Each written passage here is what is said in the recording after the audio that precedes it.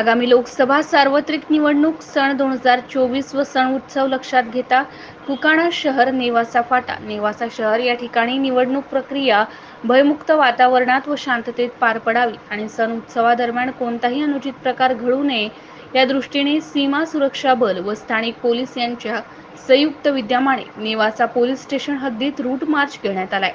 या route march मध्ये सीमा सुरक्षा बलाचे अखिलेश कुमार गुप्ता, कंपनी कमांडर, 32 जवान, पोलीस ठाणे नेवासाकडील 6 अधिकारी, 25 अंमलदार, 10 होमगार्ड असे सहभागी झाले होते। सदरचा रूट मार्च हा लक्षवेधी ठरला असून या रूट मार्चचा सकारात्मक परिणाम दिसून आलाय।